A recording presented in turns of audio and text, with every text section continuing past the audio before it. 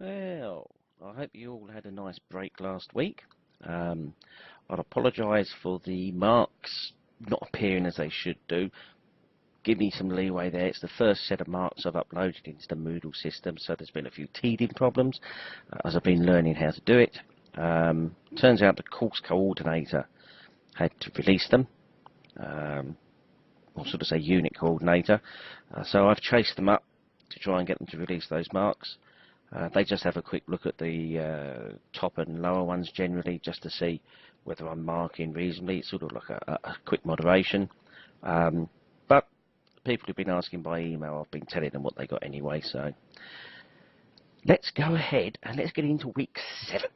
A bit fluffy week 7, but there are some interesting bits and pieces. I've kept the last lecturer's examples generally. She was an architect and she had some good stuff, so I've just been researching that. We're going to have a look at the general design ideas for sustainability. First thing we have to say is, what exactly is sustainability? So let's go. So we've got eco-sustainability. Cuddly tree-hugging term, eco, but is that what we really want to go for? That's actually the old terminology. Remember, we used to talk about global warming, and now we talk about climate change. So it's more encompassing. So this is the out-of-date concept now, so we don't call it this anymore. We just say sustainability. Okay, that covers things which are not eco-related as well. So it's an all-encompassing thing. So just think of sustainability generally. And we talked about what that meant in earlier lectures. There were two ways of thinking about this, and if you just think of history, you can see why this occurred. So in the early days, very, very early on, we had the ego, basically, and it just said there that man was at the top of the chain. We were the most important thing in creation. And as you see there, it's God said blah, blah, blah. Now, I'm not making any comment about religion here whatsoever. As with everything else, I'll sit on the fence. What I think is not important to anybody. Most people get me wrong, by the way. So blah, blah, blah. And I mean, everything else was subservient to us. We weren't related to it. They weren't important to keeping us alive. However, the eco version we've got nowadays is different. Everything is interrelated, so every atom in your body came from a star that exploded. What a I love Star Trek, so that appeals to me, that one does. So there's a little bit of stuff going on there, but it basically means we are all made from the same stuff. We're all interrelated. It's a much more general, less egotistical view of the world. You have the ego system, if you look over to the right there, so it's centralised, it's us, we're the ones in charge. It all goes down there. Then we go to the ecosystem, which is distributed, i.e. we're just part of the whole. It's shared and it's open. So it makes sense. So we're part of the web of life, as they like to say. Or if you've ever watched Lion King, it's the circle of life. So what do you think was missing from that slide we just looked at? What do you think? Oops, wrong button. Well, we had all the animals in there, and there were things, you know, we had birds, insects and everything. They were all sort of represented. Didn't see an awful lot about plants, though, did we? So we weren't really thinking too much about plants. Especially trees. Very important, trees, especially to lock carbon up and to produce oxygen. Remember, they take CO2 in, all plants do, and produce oxygen, so we'd be a bit dead without them. And there's a few other bits you might think are missing from that. I want you to think about those. The same thing, the whole thing was still focused on us, though. We weren't thinking about anything else, just ourselves again. We're trying to sustain ourselves. So if we're going to go out there, that was just a little introduction to what we're doing today. So let's look at designing or public spaces. And we got a general list that come out of established texts and research. So we've got protection. So when we're designing areas, we need protection. So if you're out shopping, you're walking down a mall or somewhere like that, then you don't want to have a coming together accidentally with a bus or a truck. We're not talking about the terrorist ones. That's a different thing. So we need to separate people, pets, because I walk a dog, separate it from the traffic so we don't actually interfere with each other. We need to design the areas so that people aren't frightened of the traffic.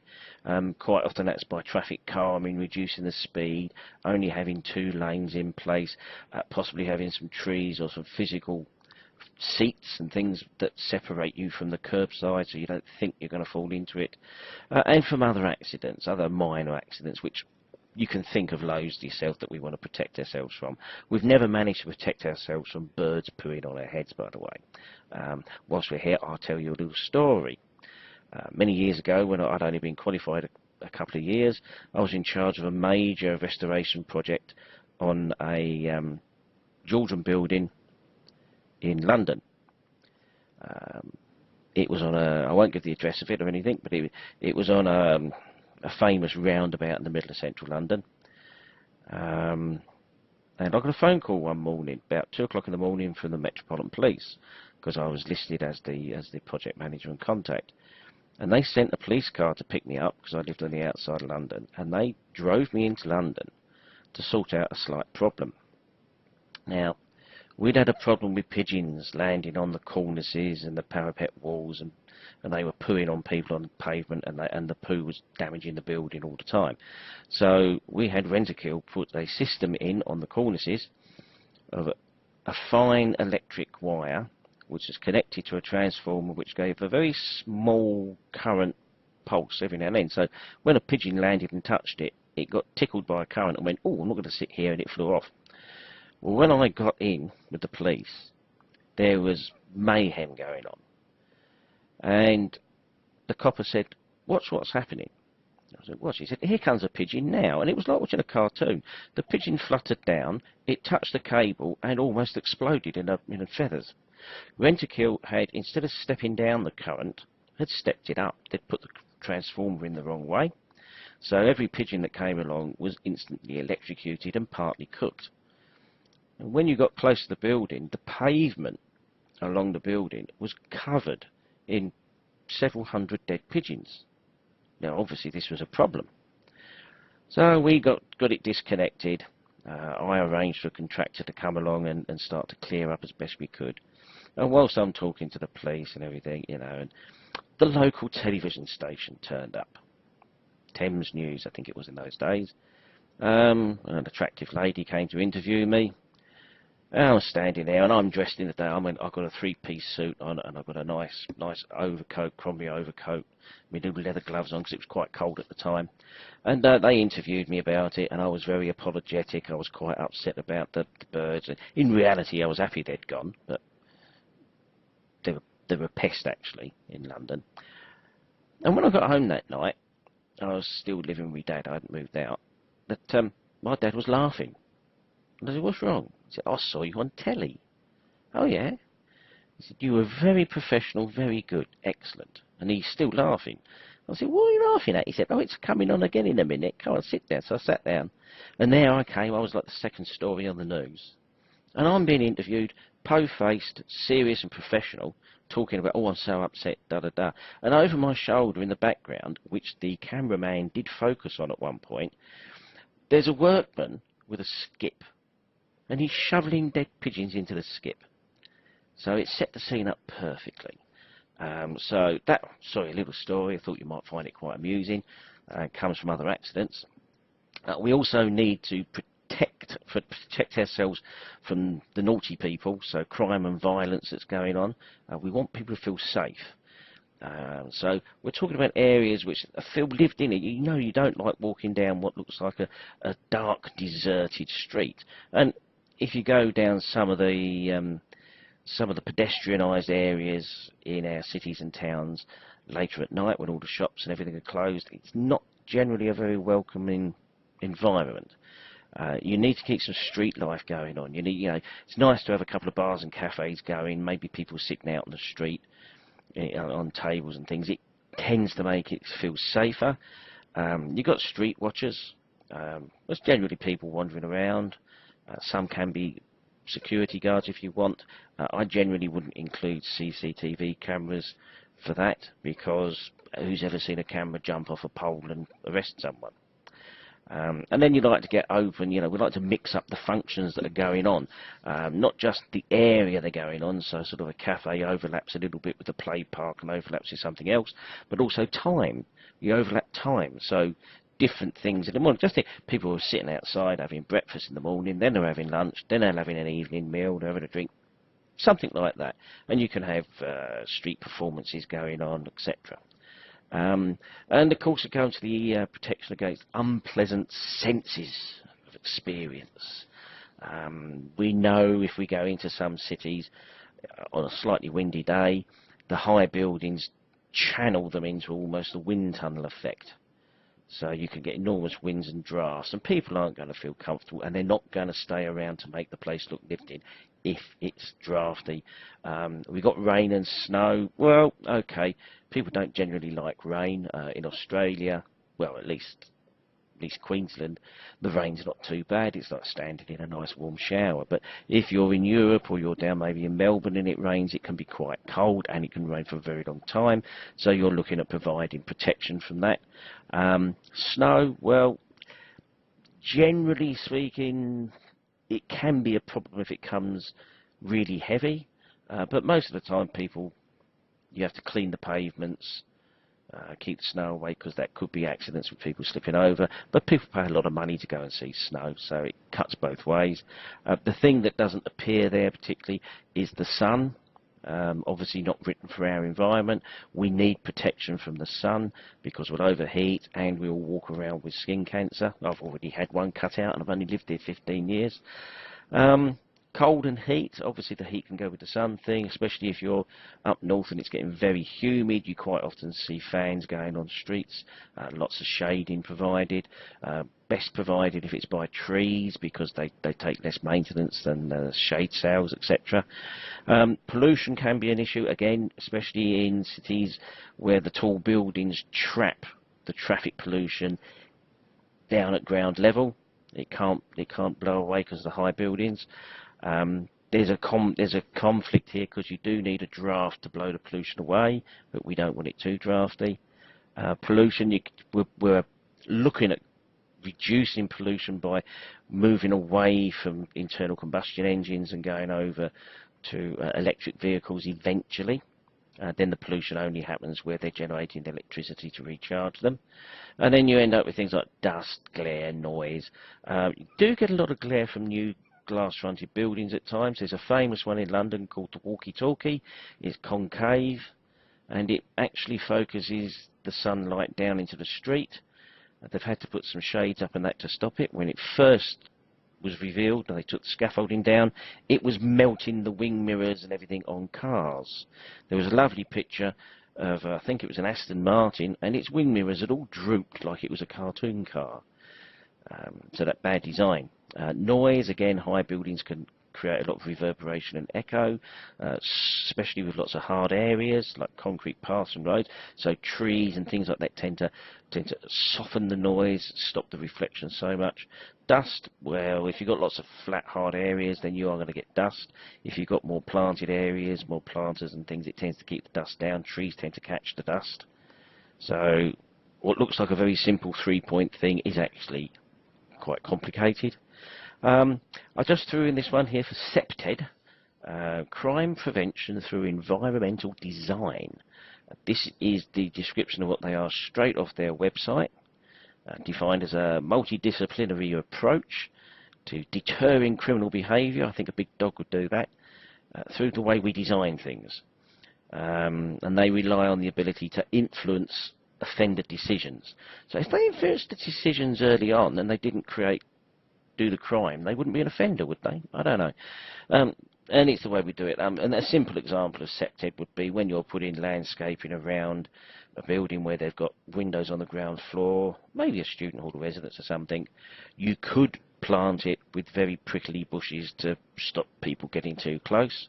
That's a simple way of doing it. There's a lot more. I recommend you go to the website on the bottom there, septed.net. There's a lot of stuff on there. I've added on their newsletter, and I've added a link to their 2017 conference where all their papers are. If you want to look at them, they're at the bottom of the week 7 Moodle page. Obviously I've got nothing to say. Here we go. So comfort, let's look at comfort, not protection.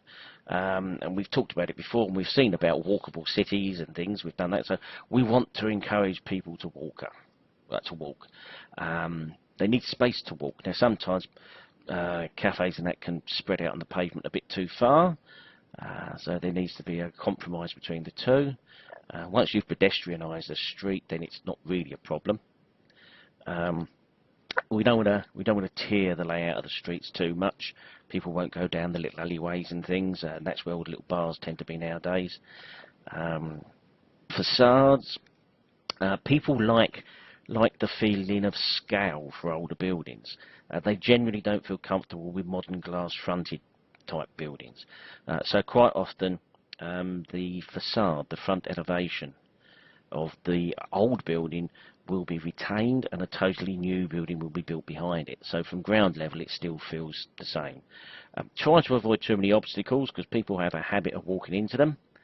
And obstacles can be anything from bollards to seating, even to planters with plants in. So they have to be designed carefully. And you've got to have good surface underfoot so people don't fall over. So we don't really go for loose gravel walkways like you get in Europe, and especially Paris quite a lot, because they take an awful lot of maintenance to keep them in good condition, and I don't think our councils here would do that.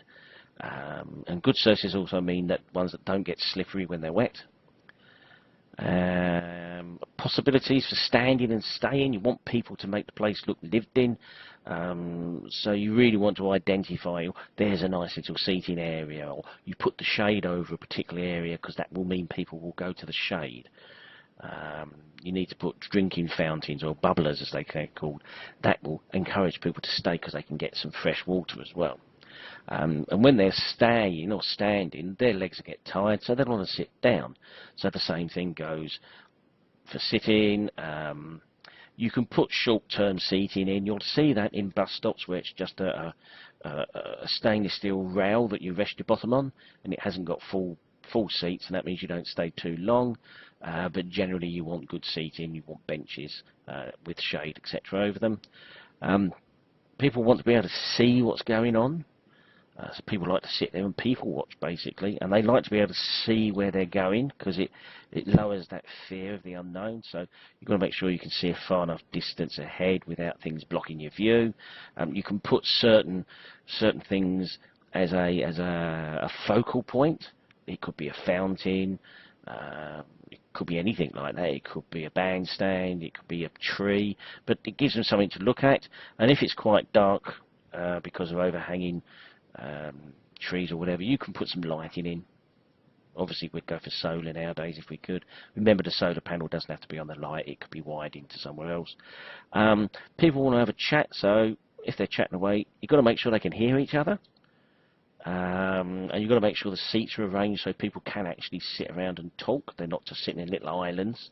The noise levels, again, that comes back to where we're saying you get a lot of reverberation and echo with high buildings, so you want soft surfaces to start to absorb the echoes, which is basically trees, grass, plants.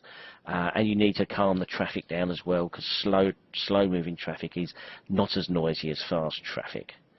And because you want to play, we all like to see kids play, and when I've had a drink I like to play on these things as well. So you can put things out, you can put, you get a bit of turf out there, a bit of grass that people can sit on and play and talk. You can even put a small playground in if you want to. You see quite often they're now having open air cinemas put in some of these mall areas to bring people back. They'll have those big outdoor TVs. There's one in the square outside Brisbane City Hall, which shows the news all day. People sit there, although there's very little shade. That's a bad example if you look at the square in front of Brisbane City Hall, the old City Hall. Enjoyment, well, forbid the fact that people might want to enjoy themselves. So the scale, as I touched on earlier, people generally are not that happy with very large, modern, concrete glass buildings. I'm not saying they're all bad, but generally. So the buildings themselves and the spaces around the buildings, the environs of the building itself, its entrance, its exit, its waiting areas, its car park even, they've got to be designed so that humans, even short ones like me, can relate to the scale of what's going on. And this is why I said so quite often they'll actually retain the original facade of an older building because it gives that scale to them. People like those things. It gives a sense of continuity as well. So everything has to be scaled from here. It's a very, very these ergonomic factors are quite technical and a specialism. They want to enjoy the positive aspects of the client. So they're either going to want sun if they're living in Britain, that's probably about 2 days a year, or they're going to need shade here to stop us all getting skin cancer. They want to feel comfortable temperature-wise, warm or coolness. When it's really hot and humid, we have a problem. You can put fans up. You often see them in theme parks, fans spraying water on you. I wonder if there's a Legionella risk in that. Interesting thought. If it's cool, well, put a jumper on. Breeze and ventilation got to be controlled, just to allow you to evaporate sweat, etc. And then the most difficult one is the aesthetic quality. And I don't see a lot of examples of this. I have seen examples of it, but not many. It's got to be really good design, fantastic construction and detailing to show there's been some care taken. In Mackay, they've spent a lot of money doing up their main streets in the CBD. They've done a really good job of reintroducing trees and everything, but unfortunately their planters and their benches and seats are cast concrete, and they just look horrible. They're not inviting at all. So the detailing and that's not really there. You need views and vistas so you can look and see interesting things and don't want to see dead ends if you can help it. And then lots of trees, plants, and you can even get a bit of running water, so you get the sound of water and you see water flowing. It's fantastic. Now, this can be done by recycling the water all the time, but obviously it does evaporate, so you're going to need some rainwater catchment tanks, and then you have to stop silly people trying to drink it, because it'll have something in it. Or you could even create maybe, a wet area. Sorry, I had a blank. I was thinking of wet areas there. There is research going on all the time into this. There's a Centre for Public Space Research. You can go and look them up on the internet. They're quite interesting. And there was a German architect had these ideas of creating a sustainable settlement. So this particular one is shown. There's a river. Notice there's a little river going round along the top and down the left. So they're on the bend in the river here, and the land's sloping gently to the river, and the settlement's just down there on the sort of bottom right. So they were how were they going to manage rainwater? They wanted to capture rainwater, and they wanted to treat it and use it, and they also wanted to irrigate their crops, their plants, with rainwater if possible. So they put channels and they put underground irrigation pipe work under the ground. So when you water the ground and the rain falls on the ground, it soaks below the root level of the plants, and it drains into the pipes, which then collect it so it can be recycled. So it does its job through the soil, then you collect it underneath, rather like a green roof on a building works, and then it's recycled. There's a pumping station and some purification. It says purification plants, which makes you think that they're obviously a man-made technical thing, which they are, but you can actually put in reed beds and stuff like that, which will treat your plants as well. And as you found out from the last assignment, that's quite useful from question 3. So there's a key up there showing where the water's coming from. I'll let you just look at that yourself. Don't want to waste time talking that for you. The same thing, he then goes on to how to deal with the climate. So it's the same site, the river's still going round. You've got dry, cold winds coming in. They're all blowing around, so you've got to put in some shelter from the wind. So where the wind's coming in from the right-hand side, that green blob, if you look at the key, is a forest. It's basically fairly densely packed trees, which shield you from that prevailing wind. Just use trees to do it.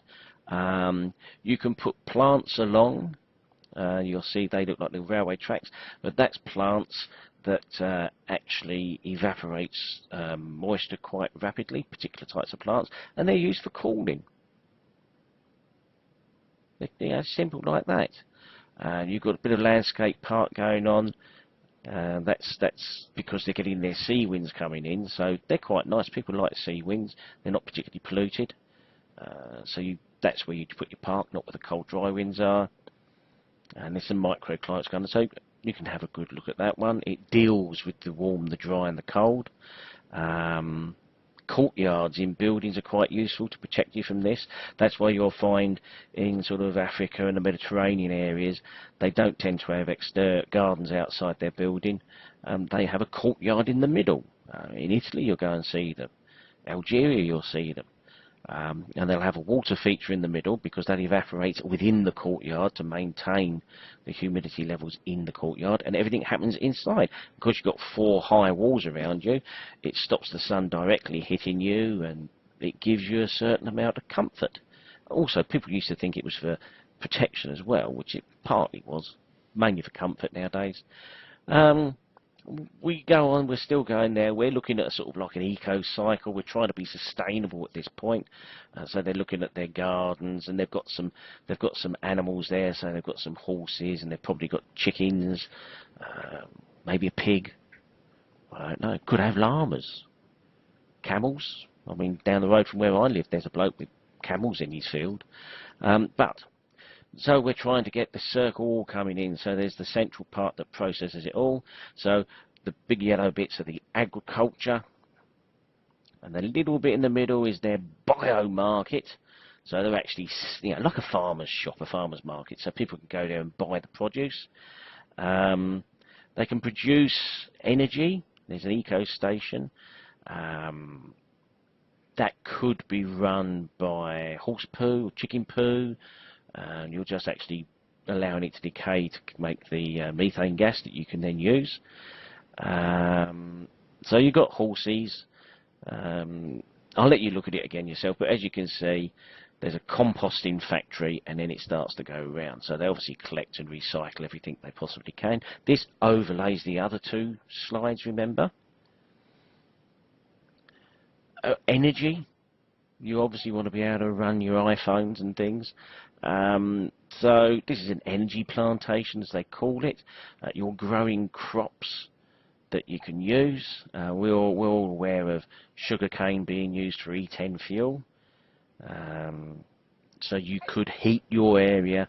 You could provide electricity for your little settlement here, and you might be able to sell the extra to your neighbours.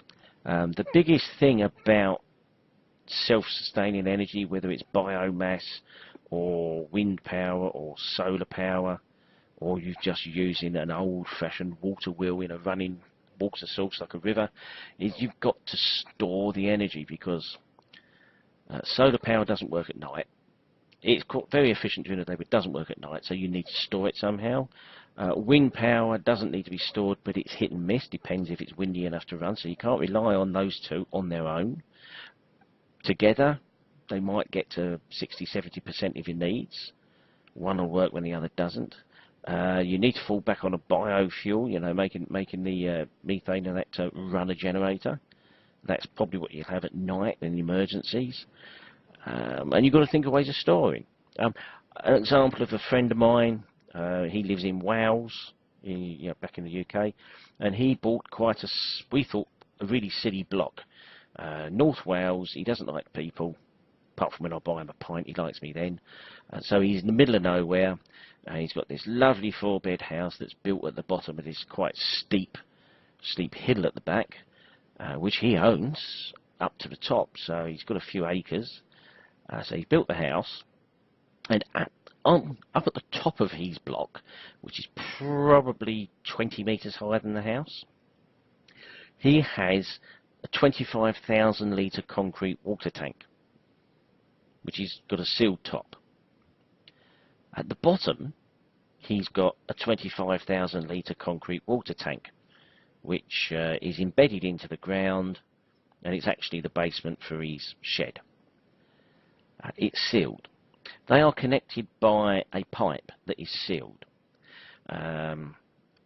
The one at the top, which is almost on the ridge, has got a wind turbine and solar panels just for that. And there is a small generator in the pipe. So what happens? During the day, when he's out at work, it generates, he gets electricity from the wind and the sun. That pumps the water from the bottom to the top. And then when he comes home at night, he turns it on, it reverses, and the water flows down to the bottom, and he can get nearly 8 hours of electric power out of this, which is enough before he goes to bed. By the time he wakes up in the morning, he's getting power just from the wind generator, and his solar panels are kicking in. And this has been going for about 20 years now, and it's still working. So, just an example of what someone can do. I think it's illegal to go off the grid in Australia. I'm not sure. So here we go. So you can look at this one here. So we've got biomass, we've got the energy fields where we're growing stuff that we can burn, or we can turn into rapeseed oil or whatever we want to do. You've got solar pumps. The horses are pooing out biomass, so you're getting biomass coming through, and you can ferment biogas to get the methane out of it. So you can look at that one yourself. Just shows you how it goes. Now, this is Go Mango, was the firm that the previous lecturer, I'm not sure if she owned it or worked for it, and she had a great example of a sustainable building. This is one of her buildings. I think it's great. I don't think it makes me feel happy. Sometimes I wish I was colourblind looking at it, but there's a lot of argument over whether good architecture is colour or massing and structure. I think it's massing and structure, but they all seem to go for Lego colours nowadays. This is a factory and an office. It was built for I think it's a German client that she built it for, who are in the electronics industry. They make electronic inverters and things. And this was on a contaminated brownfield site, which they went ahead and purchased. A little look inside. So the site, it was brownfield. They bought it. They decontaminated the site, which meant they had to take a couple of metres of topsoil off, and I'm not sure where that soil went. And they went ahead and then built the development. They also put in some additional surface water drainage because the local houses used to keep getting flooded down further down the hill towards the sea, so they actually diverted the water to protect their neighbours, which was quite nice of them. So here we go, looking inside. You can see that the courtyard roof is actually made of solar panels. The little red thing in the middle is, I believe, the canteen. And you can get to the roof, but they're actually it's a green roof, and that's the beginnings of grapevines beginning to grow on the roof. A lot of the materials they've used have been recycled, so a lot of this timber cladding has been saved from somewhere else. The glass blocks were made out of recycled glass, which is really quite a good idea. So nice, apart from the colours, it's a nice building. Some basic ideas. Think about water harvesting. It's not just rainwater, but also grey water that comes out your shower, bath and sink. Obviously not the toilet, that's black water. So, harvest water. You can, in a way that you can have a green roof on a building, the green roof gets watered, and then as it soaks down, as you looked earlier, you'll collect the water underneath, and you'll store it for future use, or you can recycle it. Waterless urinals. They're becoming very common nowadays. They rely on bacteria to break down the people extract. They're quite useful. What some people don't realise is the earlier ones, I believe, still had to have a bucket of water poured down them by the cleaners each night, but that's minimal usage really compared to what they used to be. The problem with waterless urinals is to control the smells that can occur if they're not maintained well. Grey water toilets. These are toilets that are flushing using rainwater or the water that's come out your baths and sinks and showers. So grey water toilets are fantastic, very useful. And then you've got to reduce the amount of water you're using, so you have sprinkler taps, water saving shower heads. You go for these front loading washing machines, which, being a European, that's all I ever knew. They're water saving. If you're going to water your garden, then do it after the sun's set, because it doesn't evaporate and dry out so quickly. It really annoys me when I see councils and sports fields watering in the middle of the day. It's pointless. Green roofs, you mentioned. I love green roofs. I have done for years. I think they're fantastic things. The University of East Anglia in Britain, they've actually got a massive art gallery that was built on the surface of the ground, and then they built up the soil around it and completely covered it with grass. Rather like Canberra with the Parliament building, where you used to be able to go and stamp on the heads of politicians, but now they don't let you go on the grass anymore.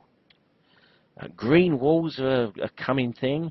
They're actually, I think, Cloudlands in 42 Valley and Brisbane tried to have one. It's still there, but it's not very green. But they are, if you go and research green walls, they keep the building cooler, they control dust in the environment, they generally try and keep the humidity levels a little bit more under control. They look nice, they do look nice, and they do work. But they need to be self-maintaining, so they've got to be able to water themselves particularly. You can automate all this through the building management system, the BMS, which runs the lighting, the aircon, etc. Can extend to doing these as well. Passive ventilation, we try to design so we don't need to use air conditioning too much. You can design so you don't need air conditioning at all. But it tends to be fiddly and a little expensive. You will find a lot of passive ventilation going on in the Middle East, in Saudi Arabia, Kuwait, all those places. Generally based on traditional building methods. Passive ventilation is a good thing to look up if you want. Solar gain control, well, we know when the sun shines and it comes through windows and stuff, it starts heating you. So you want shades on the windows, you want large overhangs of roofs. If you're getting too much solar gain, plant trees outside because they'll shade you. If you get less solar gain, you won't need to use the aircon and that so much. As we mentioned the other week when we were talking about Los Angeles painting some of its roads a reflective colour to reduce that island effect. Go for solar power. I've only just put it on a few weeks ago. I seem to be generating about 24 to 28 kilowatts a day. But I don't get much to sell it back. I didn't buy it to sell back. I bought it to actually run the washing machine, dishwasher and stuff during the day, and the pool pump. Wind power. I don't know why more people don't have a small wind generator. When you say wind power, everyone thinks of these massive turbines, with this sort of like 80-metre diameter blades. Okay, great, but you can get a small one, which isn't much bigger than, think of something. You can get the circular ones, which have got blades on, vertical blades on them. They just go round like a fan. But you can get small ones, they're a metre or so in diameter. Or you can get the horizontal ones, which are like a cylinder that rotates on its vertical axis. They're better for birds, they don't kill so many birds. Fairly cheap. And they work when the clouds are out and the sun's in, if it's windy. Geothermal power, if you're lucky enough to live somewhere like Iceland or wherever, or a little bit, New Zealand's got a bit, you can actually put water down into the ground that then comes out as steam and can run a turbine. I read a report that recently that NASA were considering tapping geothermal power at Yellowstone National Park, which, as we know, is a super volcano, which I believe they've been getting a bit worried about because it's becoming more active and the ground levels have risen about 10, 11 centimetres in the past year and a bit. And I think if they can actually pump water into Yellowstone and take the steam out to create power, they may cool it down a bit and stop it going bang. There's a lot of conspiracy theories about this, but in reality, it's a volcano. It goes off about every 700,000 years, and it's due to go soon. So, biopower, horse poo, chicken poo, sugar cane. You can do all of this. You'd need a big farm to do it personally, but it's useful. E10 fuel, an example of this. Thermal insulation, well, if you're in a hot and a cold country, everyone thinks this is only for cold. If you really insulate your floor, walls and ceilings, then you can control the fluctuation of temperature inside the house. So it'll stay warm when it's cold and it'll stay cool when it's hot. That's a great way of doing it. Loads of ways to do it. And use triple glazing. I mean, double glazing is hard enough to find in Australia, but in the UK and in Sweden it's like triple glazing, and it's got the same thermal insulation value as the walls. As I mentioned, double to triple glazing. I'm ahead of myself there. Earth retained structures, wonderful. You know, build a house out of earth. I saw one last week where they're using old car tyres, because I'd seen the same thing on Grand Designs years ago, and they invited me over to look at this, and they were just ramming earth into these tyres. And it was recycled tyres, the earth was a fantastic insulator, and they were just going to render the outside of it. And then when you get to commercial buildings and that, you need to go into a building management system, a BMS, which is a computer system that runs everything. So you can run your aircon, your lights, your security, you can run your recycling water, your lifts. With the lights, there used to be a system called Leonardo, I think it was. Might not have been that, but he would turn the lights off automatically depending on how much light was coming in through the windows. So if your desk was near the window, your lights rarely came on. If you were in the middle of the floor plan, near the lift shafts and things, your lights tended to be on more often, and it would turn them on and off depending on where the sun was. Very clever. LED lights everywhere, saved an awful lot of money. Buffer zones. And this really comes down to the fact of putting the trees outside to stop the solar gain, putting trees up to stop the wind, planted, so buffer zones. Another reason for a buffer zone, physically, if you're in such a nasty climate that you can't control it just by building your little square house or square office building, put your office building up in the middle and then put the corridors for people to circulate all the way around the outside of it and put another wall around the outside. Then that corridor is a buffer zone. So all the external environment will affect the corridors, the buffers on the outside, and have hardly any effect on the main area inside.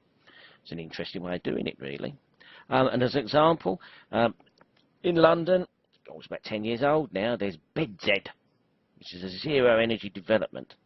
It's housing association stuff, environmental housing development in London, designed to be zero carbon emissions. It's the first large scale, not individual house, but a large scale community to do this. It's got 82 homes. There's workspace provided, workshops and little offices. They don't like cars. They prefer public transport and cycling, and they like people to walk a lot. It generates power from solar panels, and it's got, look, 770. I'm glad it's not 666. And they've got a cogeneration plant, and the heating is called a district heating system. So the individual houses do not have a heating unit. It comes from a central one which is distributed to them. Not a modern idea. They collect all the rainwater and use it. The space heating required, because of the design and the insulation, is about 88% less than a traditional one, building of a similar design. Their hot water use, It's 57% less, and they use 25% less electricity. And their water usage is down by 50 to 70%. So Arup were the architects involved. It was designed by the Peabody Trust, which a few of you have already talked about the Peabody Trust, and you may have found this development. So Arup, there's a cross section of it. So you've got the rain and the sun. They've got wind-driven ventilation. So as they take out, as the hot air comes out of the building, it goes over a heat exchanger. So about 80% of the heat in the air, which has been paid to heat up, is recycled to heat the incoming air. So you're not wasting all of that energy you put in there. And I'll let you look at that one. It's a nice little one there. So there's a photo of it with all the little wind-driven ventilators on the roofs. Notice the little green roofs. And as I pointed out, it's not a small development, it's a biggie. And that's a typical apartment inside. There are different types of apartment. This is one of the smaller ones. It's like New York loft living. It's great. So do we have any questions about any of this? Well, tutorial coming up. Please, can you try to use the Q&A forum and not direct email? Because other people are missing out on the discussion otherwise. And I'll leave you with another one of my photos. It's nice. That's quite a sustainable building because it's been there about 900 years. It's not. I think it's not 1,000 yet, but it's 900. There is an original chapel in the middle which is about 1,200 years old, but they tarted it up. And whilst I'm just finishing at the end here, just a minute, a comment about the assignments. There are a lot of very good assignments, obviously with a lot of research in them. And I was very impressed with quite a few of them. Generally, I would say that we've got to try a little harder with the report formats. This is general. Some people got it dead right. You've got to use numbered headings and subheadings, and use subheadings to break your paragraphs down. I got some enormous paragraphs which were really difficult to read from some people. And illustrate your work with diagrams and maps and photos. Put them actually in the text it relates to. Don't chuck it into an appendix at the end. So say with the Great Artesian Basin, I would have expected a map of the American one, a map of the Australian one, a diagram of how one works, a diagram of fracking, so we can see it, and maybe a photograph of fracking. And I hope everybody went and had a look at that SBS Dateline program. It's only 23 minutes long, but it made you think. You could see some of the environmental impacts that these towns are having when they've run out of water. So on that, I'm going to leave you. I hope you enjoy, and I will see you, what's today? Wednesday? Tonight. Okay?